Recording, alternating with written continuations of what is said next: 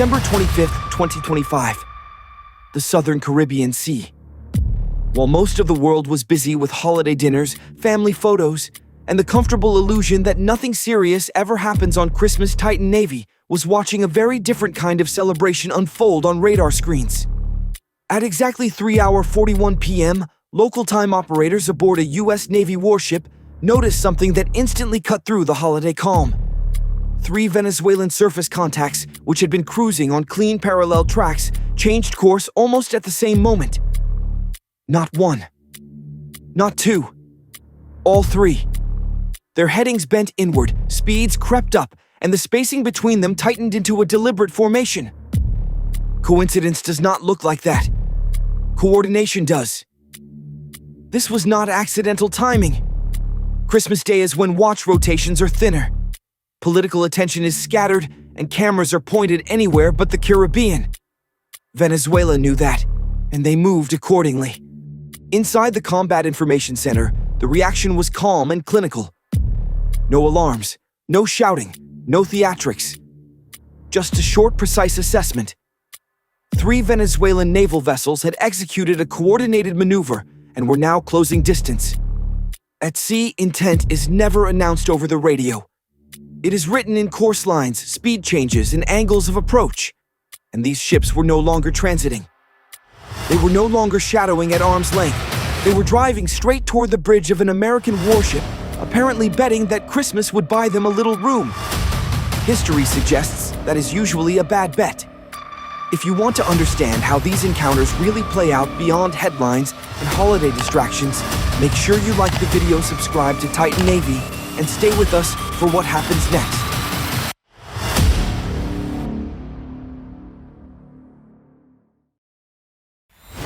The American response was immediate in its restraint. There was no turnaway, no change in speed, no aggressive maneuvering. The U.S. Navy ship held course, a choice that mattered more than it appeared. In international waters, predictability is leverage, and the first ship to flinch hands control of the encounter to the other side, a fact the captain understood perfectly, and one the Venezuelan commanders were now forced to confront as they watched their own plots. The range continued to close, moving from 24 nautical miles to 22, with the Venezuelan ships transmitting nothing. There was no AIS, no bridge-to-bridge calls, no explanation, just steel hulls advancing with purpose. The first hail went out professional and clear, identifying a United States Navy warship operating lawfully in international waters and requesting intentions, and it was met with silence. A second hail followed, this time in Spanish, warning of unsafe maneuvering and directing an immediate course change. Again, there was no response. By this point, there was no room left for misunderstanding.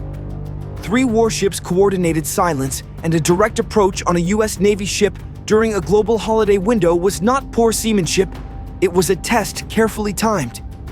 Inside, CIC sensors came online quietly. Long-range optics locked onto the approaching hulls, and every bearing change, every knot gained, and every second of silence was logged and time-stamped. The American ship still did not deviate. There were no theatrics and no posturing, just discipline. Because in moments like this, especially when the other side expects distraction, the most dangerous response is not panic, it is calm. As the Venezuelan warships continued their approach on December 25th, it became clear to everyone watching the screens that this was never about navigation. It was about who would blink first.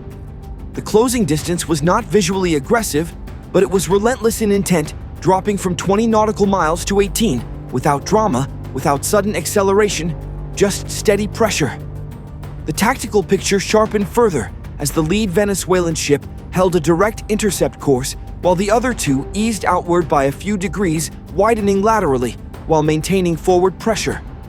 It was careful and controlled, the kind of maneuver designed to remain deniable right up until the moment it no longer could. To civilian traffic, it meant nothing, but to Titan Navy, it said everything. To a naval watch team, it meant everything. What the Venezuelan ships were doing was not an encirclement, not yet, but a deliberate application of lateral constraint, a setup designed to reduce maneuvering space and force the U.S. Navy ship into a narrowing decision window. The American response did not change. course, steady speed, steady posture, neutral. That restraint was intentional because in international waters, every deviation invites interpretation. A turnaway could be framed as retreat, a speed increase could be framed as provocation, and the safest position both legally and tactically was to do neither. The Venezuelan ships continued closing now, inside 17 nautical miles, with no radio traffic, no courtesy calls, and no navigational explanation. The silence itself had become a signal. The officer of the deck ordered another hail, clearly stating that Venezuelan naval vessels were closing distance on a United States Navy ship and recommending immediate course alteration to avoid unsafe conditions. Only static answered back inside the Combat Information Center as the closest point of approach was recalculated again, settling at 5.2 nautical miles. That number drew quiet attention across the watch floor. Below 5 miles, intent becomes difficult to disguise, and below 3, it becomes undeniable. Electronic support measures began logging passively, not jamming and not warning, simply listening as intermittent radar sweeps from the Venezuelan ships appeared in low-power surface search mode. They were watching, measuring, calibrating. Long-range optics zoomed further, and deck activity on the approaching ships became clearly visible. Sailors moved topside with helmets on, several figures clustering near forward gun mounts. No weapons were manned, but no one was pretending this was routine.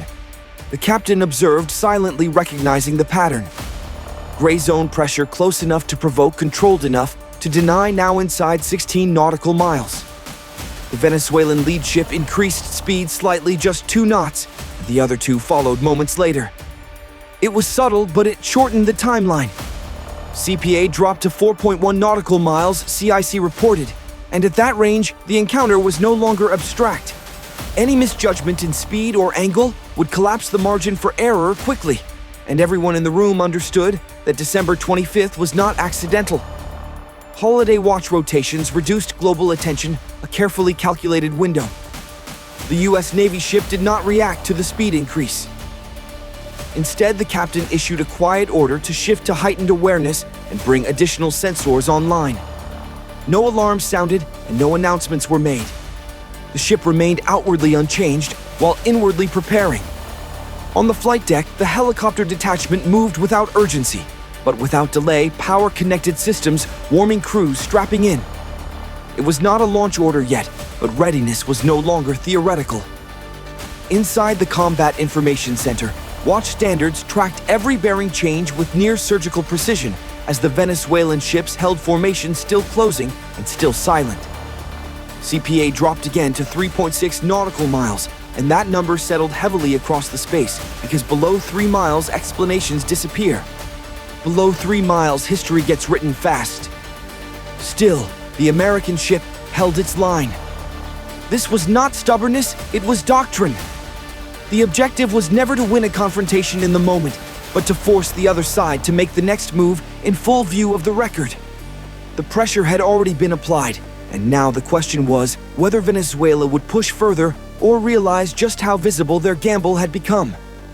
By the time the range fell below 3 nautical miles, the encounter crossed into a different category.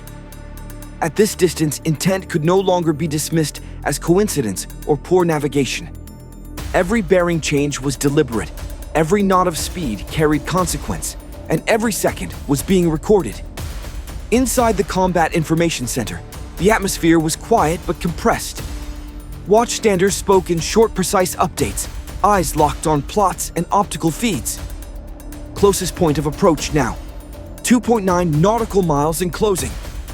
The captain listened without comment. He did not need more information, only the right moment. In modern naval operations, response is not about speed, it is about timing. The Venezuelan ships held formation.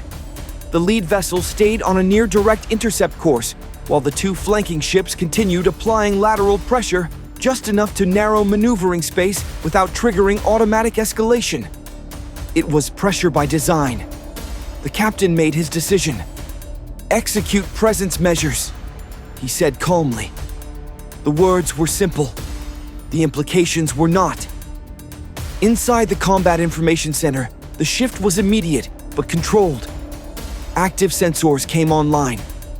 Fire control quality tracking remained inhibited, but high-resolution optics locked firmly onto the lead Venezuelan ship.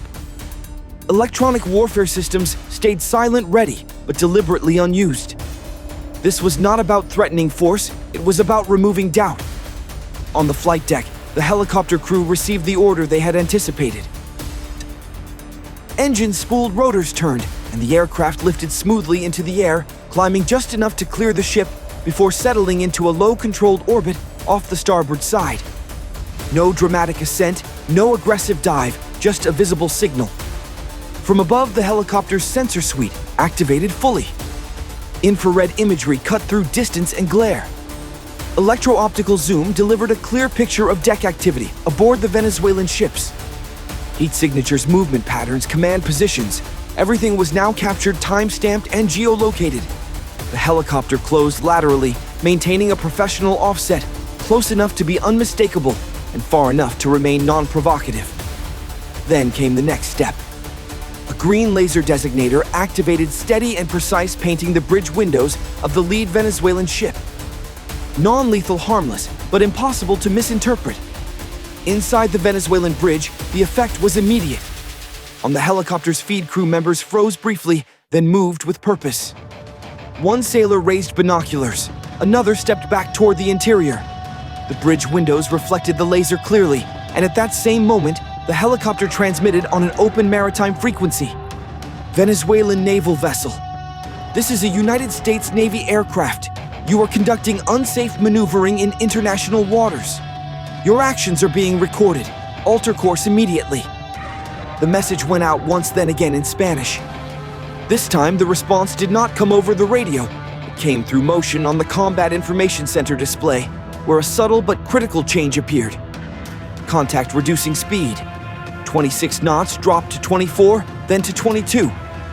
Seconds later, the flanking Venezuelan ships followed their wakes, shortening as engine output eased, and the tight pressure geometry began to relax, angles widening just enough to break the intercept posture.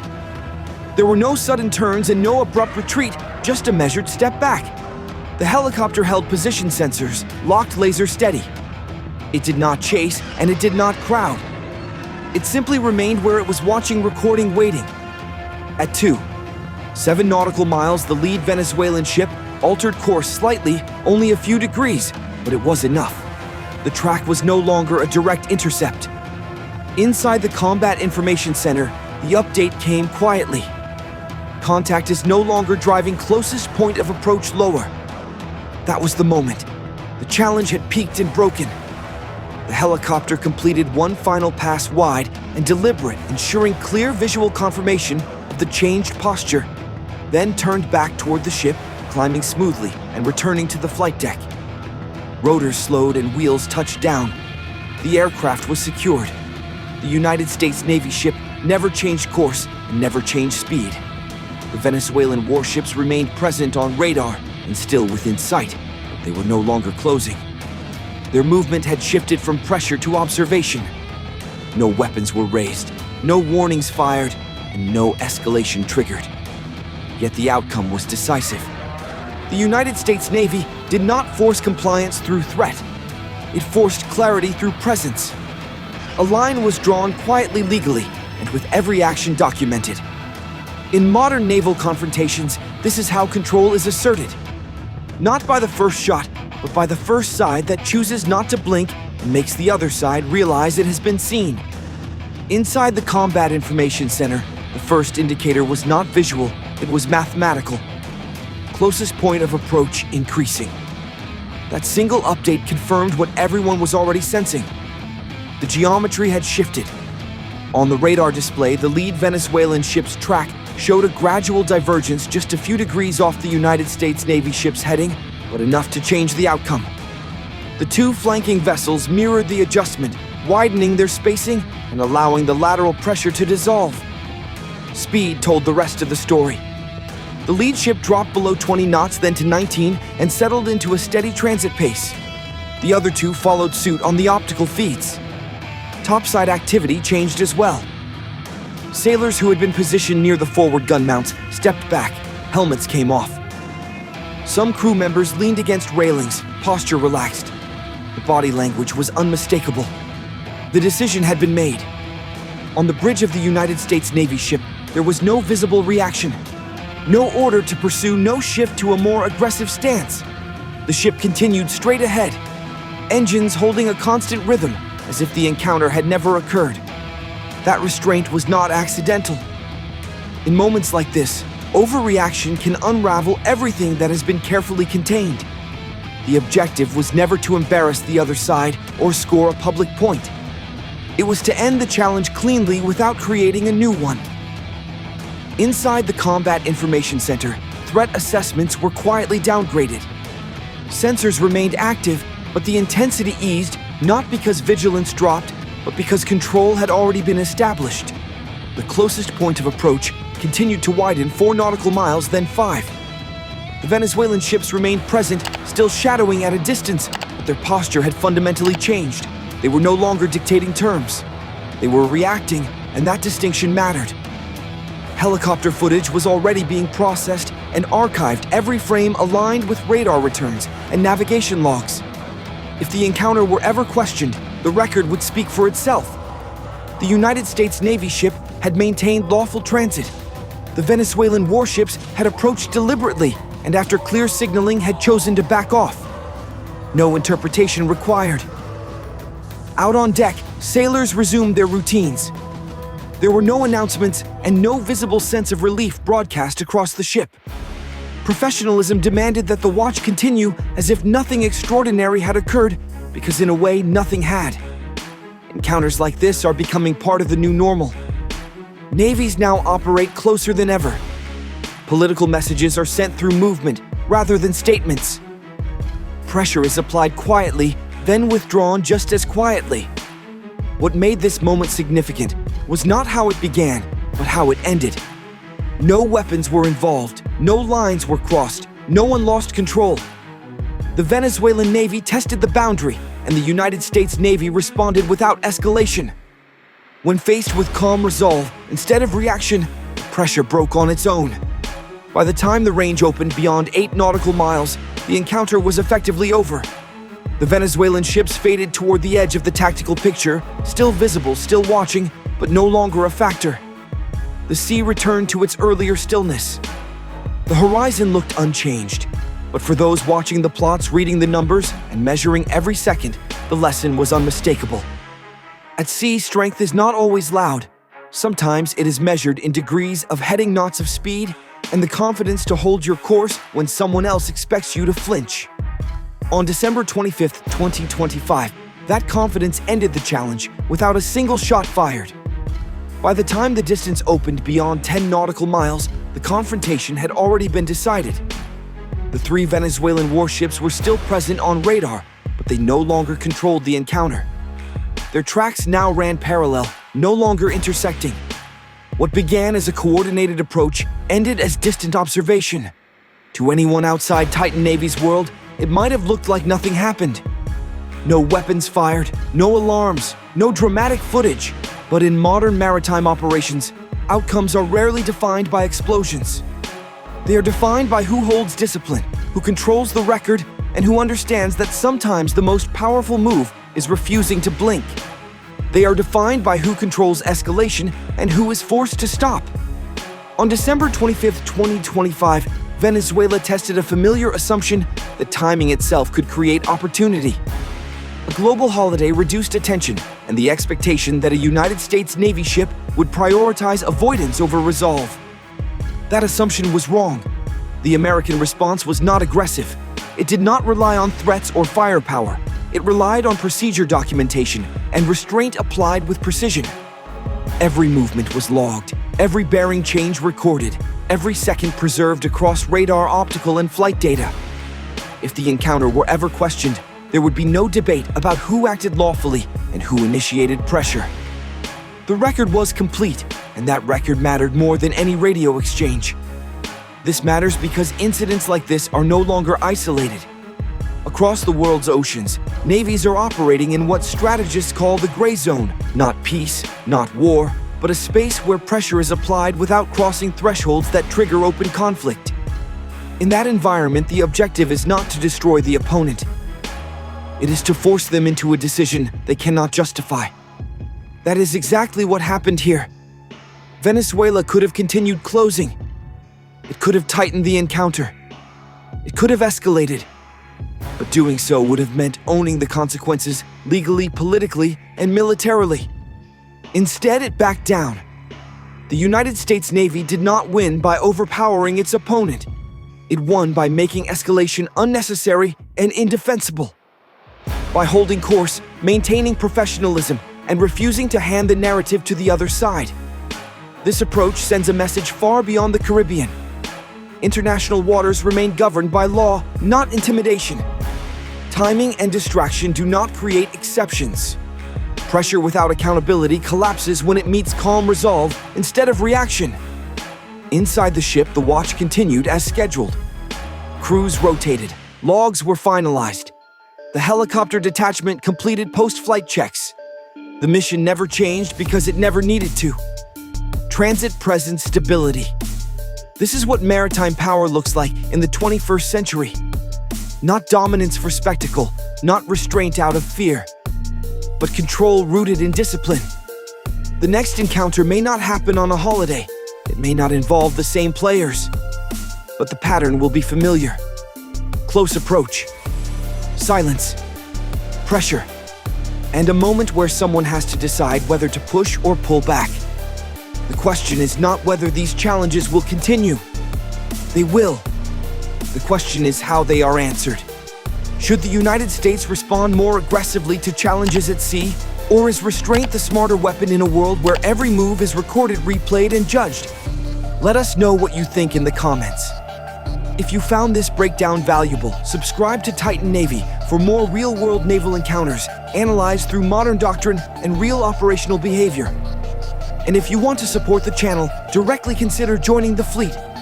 Because out here, far from headlines and holiday celebrations, the most important decisions are often made quietly.